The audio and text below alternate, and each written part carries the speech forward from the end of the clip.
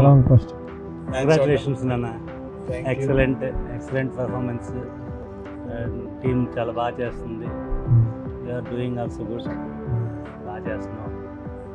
స్టేడియంలో చూడడం ఈ లైట్స్ ఎలా అనిపించింది? అంటే ఫస్ట్ నువ్వు యుఎస్ నుంచి రాకముందు మేము మ్యాచ్ ఓడిపోయినా వచ్చినా గెలిచాం, లక్కిచ్చాం లాగా. నీకు ఎలా అనిపించింది? ఏదైనా టీము నువ్వు గెలుపు, నువ్వు ఉన్నావు, గెలుస్తాము అంటే హ్యాపీయే కదా డాడీ. ఎవరికైనా డాడీకి హ్యాపీ ఉంటుంది. నేను happy, I'm very happy. But మనం ఎప్పుడైనా ఫైర్ క్రికెట్, బెస్ట్ క్రికెట్ ఆడడం, వీ హ్యావ్ టు విన్ అంతే. అదే that's all. That win and lose is మన చేతిలో ఉండదు కదా. మన ఎంత ఎఫర్ట్ పెట్టాము, ఎలా ఆడాము, ఈ రోజుకి ఎలాగ మనం అప్గ్రేడ్ అయ్యాము, అది ఇంపార్టెంట్ మనకి. ఎప్పుడు మ్యాచ్కి ఎంత మనం అప్గ్రేడ్ అయ్యి ఎలాగ ఆడాము అనేది చాలా మనకి ఇంపార్టెంట్. అదే మేము mostly important for the like professional అయిన క్రికెటర్స్కి అది ఇంపార్టెంట్ అని నా పర్సనల్ ఫీలింగ్. ఫస్ట్ నుంచి అదే చెప్తాను కదా నీకు. చెప్తాను.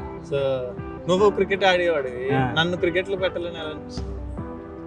అదేనా అంటే యాక్చువల్గా నేను కోచింగ్ చేస్తున్నప్పుడు కదా, నిన్ను అసలు గ్రౌండ్కి ఏదో క్యాజువల్గా తీసుకొచ్చాను, నిన్ను పక్కన ఆడుతావు కదా, నాకు మళ్ళీ ఎడ్యుకేషన్ని క్రికెట్లో పెట్టాలి అని ఏమీ లేదు మనకి. ఎందుకంటే అన్నయ్యని కూడా మనం ఏం పెట్టలేదు కదా, స్పోర్ట్స్ మీద అంత ఇంట్రెస్ట్ లేదు కదా మనకి. అంటే ఇంట్రెస్ట్ మీన్స్ నేను అంతగా జడ్జ్ చేయలేదు, కానీ అప్పుడు మనం పోర్ట్లో నేను సమ్మర్ కోచింగ్ క్యాంప్ కోచ్గా ఉండినప్పుడు నిన్ను ఏమొచ్చి సర్లే పక్కన ఆడుకుంటాడని నిన్ను తీసుకురావడం, నువ్వు మంచి బౌలింగ్ వేస్తుంటే మా పోర్ట్ కొలీగ్స్ అందరూ, మన శ్యామ్ సార్ కానీ లేదా రాధా సార్ కానీ స్వామి సార్ కానీ ఇట్లాంటి కోచెస్ అందరూ మంచి బౌలింగ్ అంత బాగా వేస్తున్నాడు, డిస్ట్రిక్ట్ అది పంపించవచ్చు కదా శశికాంత్ని అంటే, ఎడ్యుకేషన్ అనే ఇబ్బంది వస్తుందేమో అని కొద్దిగా భయపడ్డాను. బట్ నిన్ను ఓకే ఫస్ట్ ఇయర్ డిస్ట్రిక్ట్ తర్వాత స్టాండ్ బై, తర్వాత అండర్ 13 స్టేట్ స్టాండ్ బై అవ్వడం, అంతా అలా అయిపోయింది. God's decision, that is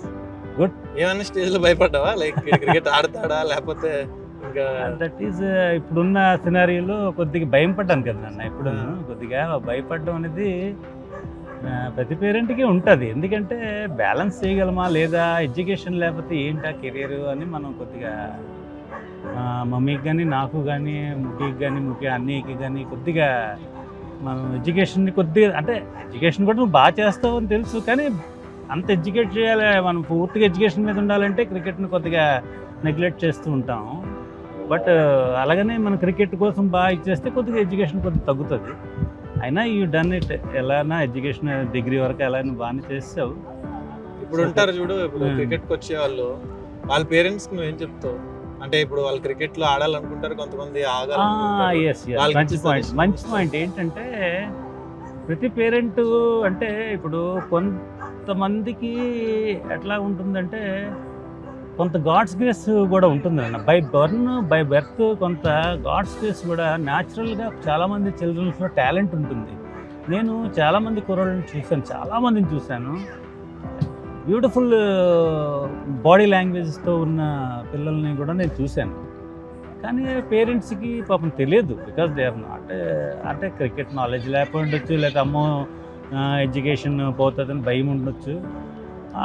so వాళ్ళంటే పిల్లలు కొద్దిగా ఐడెంటిఫై చేయగలిగితే వాళ్ళకి ఈజీగా గ్రూమప్ అయిపోతుంటారు. అంటే లైక్ ఏంటంటే ఎడ్యుకేషన్లో కూడా చాలామంది పిల్లలు 0 నుంచి వెళ్తుంటారు. కొంతమంది పిల్లలు చిన్నపిల్లల నుంచి కొద్దిగా మంచిగా ఇంగ్లీష్ వచ్చి వాళ్ళు బాగుంటారు, వాళ్ళు కొద్దిగా ఫాస్ట్గా వెళ్తుంటారు. బికాస్ గాడ్ గిఫ్ట్ కూడా కొంత ఉంటుంది కదా.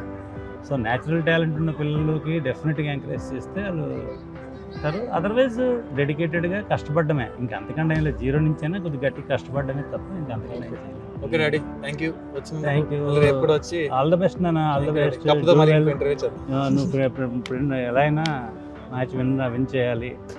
సో ఈరోజు కూడా ఫినిష్ చేస్తాం అనుకున్నాను. So when you become a professional you have to apply the mind set only, just mind set. So డెఫినెట్గా ఓవర్కి 1-2 ఉంటే చాలు. అక్కడ నీ పేషెన్సీ ఉండాలి. ఎందుకంటే అక్కడ ప్రశాంత్ ఉండబట్టి నీకు కంఫర్ట్ అయ్యింది. అంటే ఒకవేళ ప్రశాంత్ కానీ అవుట్ అయితే అనవసరం ప్యానిక్ అవుతుంది టీము.